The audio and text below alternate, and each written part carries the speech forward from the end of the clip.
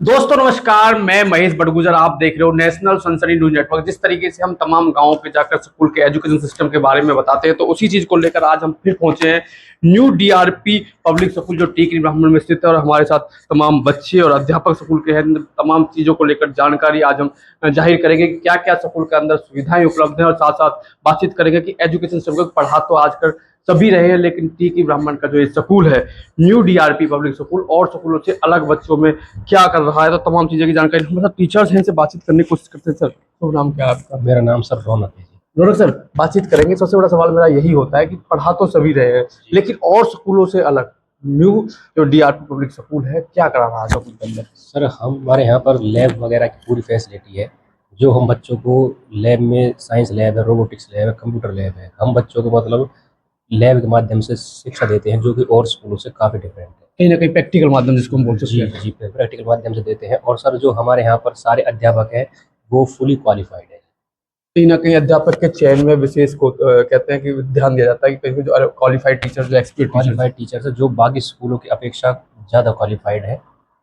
क्या कहना चाहोगे? जैसे जिस तरीके से अभी भी तो तमाम जो पेरेंट्स हैं वो बच्चों को एडमिशन नहीं दिला पाए और एक अच्छा अनुभवी स्कूल ढूंढ रहे हैं, तो क्या चीज़ें हैं जो कोई पेरेंट्स भी अगर स्कूल में एडमिशन दिलाने के लिए जाए तो क्या क्या चीज़ देखें, और उनसे क्या आह्वान करना चाहोगे अपने स्कूल में आने के लिए? सर हम उनसे ये आह्वान करना चाहेंगे कि जैसे पेरेंट्स और स्कूलों की अपेक्षा यहाँ आता है, तो यहाँ जो हमारा स्कूल है वो गवर्नमेंट की सारे रूल्स को फॉलो करता है। कोई ऐसा रूल्स नहीं है जिसको हम फॉलो नहीं करते। और जो हमारा स्कूल है वो फुल मान्यता प्राप्त है गवर्नमेंट के अकॉर्डिंग। सुविधाओं की अगर बातचीत करें तो तमाम सुविधाओं में सर हमारे यहाँ पर सोलर पैनल है, जनरेटर की सुविधा है, आरओ की सुविधा है, खुले हवादार कमरे हैं, और स्कूल में जो लाइट है वो 24 घंटे रहती है। 24 घंटे रहती है। जैसे गर्मी का टाइम अगर किसी तरीके के बच्चों को परेशान होने की जरूरत नहीं है। हाँ जी, हाँ जी।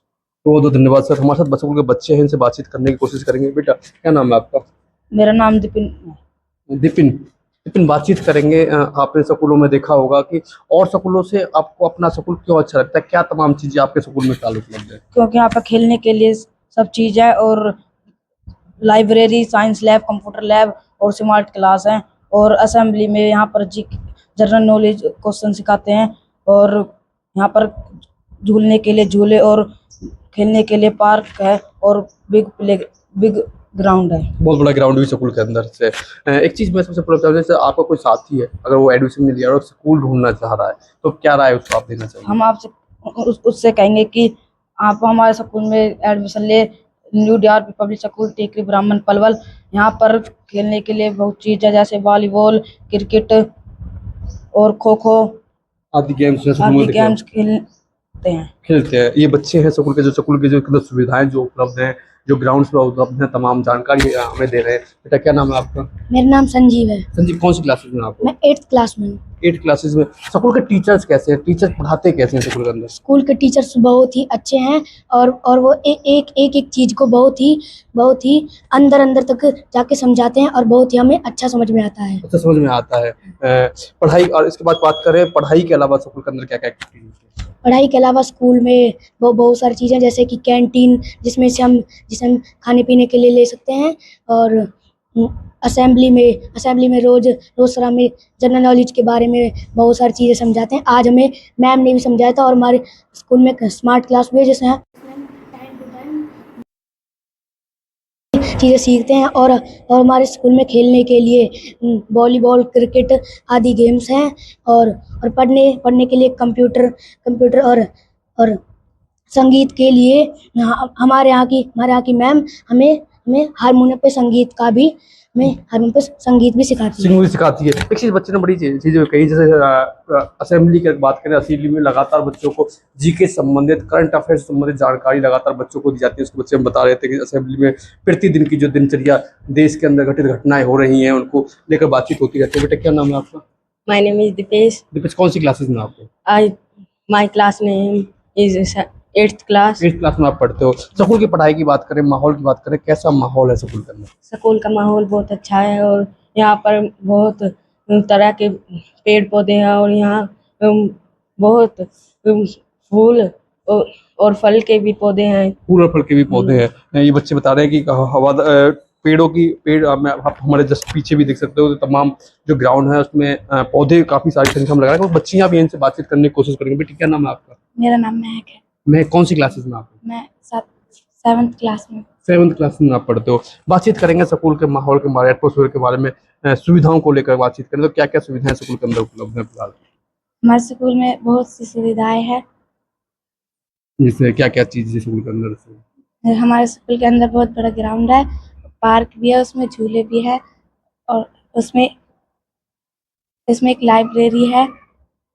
इस तमाम चीज़ें बच्चे जो बता रहे हैं कि वही सभी सुविधाएं स्कूल के अंदर उपलब्ध हैं। हमारे साथ स्कूल के टीचर्स हैं, इनसे हम बातचीत करने की कोशिश करेंगे। एक मैम है, जिस तरीके से फाउंडर क्लासेस की बातचीत करें, छोटे बच्चों को क्लासेस लगे, कहीं ना कहीं जब एक बच्चे की नींव अच्छी होती है तो आगे जाकर देश का जो भविष्य है वो उज्जवल करता है। तो उसी चीज़ को लेकर बातचीत करेंगे। मैम नाम क्या है? मेरा नाम दीपशिखा है। दीपशिखा मैम, बातचीत करेंगे तब आज के टाइम में छोटे बच्चों को लेकर विशेष ध्यान की जरूरत होती है, तो उस चीज़ को लेकर बच्चे स्कूल के अंदर क्या क्या सुविधाएं स्कूल के अंदर उन बच्चों को उपलब्ध कराई जा रही है? जो स्कूल है ये इंक्लूसिव लर्निंग पर विशेष ध्यान देता है।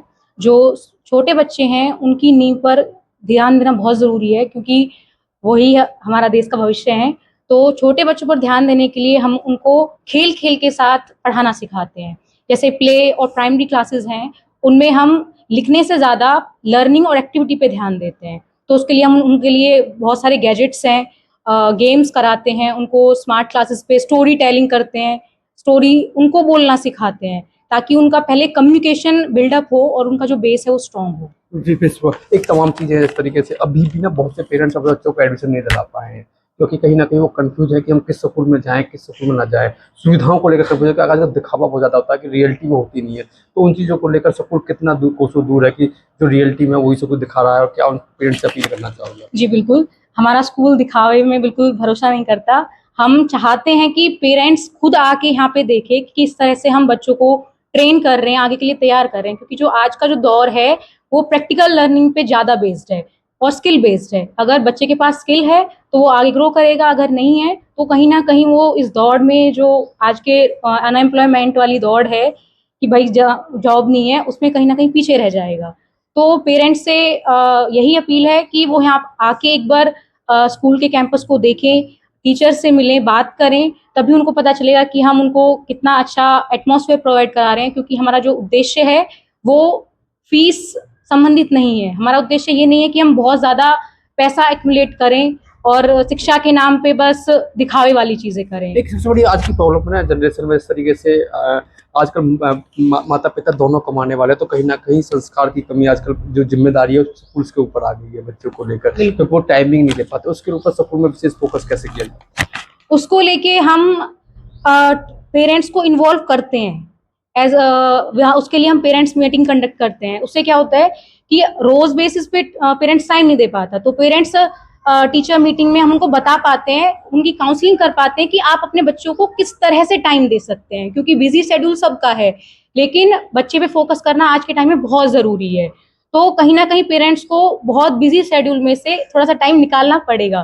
तो उसके लिए हम उनको गाइड करते हैं, उनको बताते हैं कि बच्चा पहले ही प्रायोरिटी है, क्योंकि तुम कमा रहे हो, उनके लिए कमा रहे हो, तो उसको कहीं ना कहीं आपको टाइम देना पड़ेगा। अनपढ़ पेरेंट्स भी होते हैं बहुत सारे, वो नहीं पढ़ा पाते, लेकिन पेरेंट्स की प्रेजेंस जब बच्चा पढ़ाई कर रहा है तो बहुत ज़रूरी है। तो हम उनको इस तरह से गाइड करते हैं कि वो अगर पढ़ा लिखा नहीं है तो भी बच्चे को गाइड कर सके, ताकि उनका इन्वॉल्वमेंट वहाँ पे दिख सके। क्योंकि टीचर और पेरेंट्स दोनों का इन्वॉल्वमेंट उनकी एजुकेशन में बहुत ज़रूरी है। खाली टीचर कुछ नहीं कर सकता है, तो दोनों साइमल्टेनियसली काम करें। बहुत बहुत धन्यवाद मैम। ये हमारे साथ तमाम बच्चे थे, अध्यापक थे न्यू डीपीआर पब्लिक स्कूल से, जो हम बातचीत करें फिलहाल टीकी ब्राह्मण साथ थे, तो स्कूल की सुविधाओं को लेकर बातचीत करते हैं, क्या क्या तमाम सुविधाएं स्कूल के अंदर उपलब्ध हैं। तो ये तमाम जानकारी स्कूल के बच्चे और पेरेंट्स दे रहते हैं। इस तरह की तमाम जानकारी के लगातार आप स्कूल में आके विजिट कर सकते हैं, यहाँ के अध्यापकों से मिल सकते हैं। अगर किसी तरीके की आपको शिकायत है कि हम बात करते हैं कि वेस्ट स्कूल को लेकर, तो हम सबसे चाहते हैं कि जो स्कूल के अंदर रियलिटी है उसको देखने के लिए पेरेंट्स एक बार खुद भी आए, यहाँ के माहौल के बारे में जाने, यहाँ से बच्चों से स्कूल सिस्टम के बारे में जाने की जो सुविधाएं, क्योंकि आजकल दिखावे का समय ज़्यादा चल रहा है। बड़े बड़े पोस्टरों में स्कूलों में दिखाते तो हैं कि हमारे चीज़ में, इस स्कूल में ये है और ये है, तो रियलिटी जाकर देखते हैं तो स्कूलों में वो चीज़ें होती नहीं। इसी तरह की तमाम अपडेट लगातार हम आपको देते रहेंगे। जुड़े रहिए हमारे साथ और देखते रहिए नेशनल न्यूज़।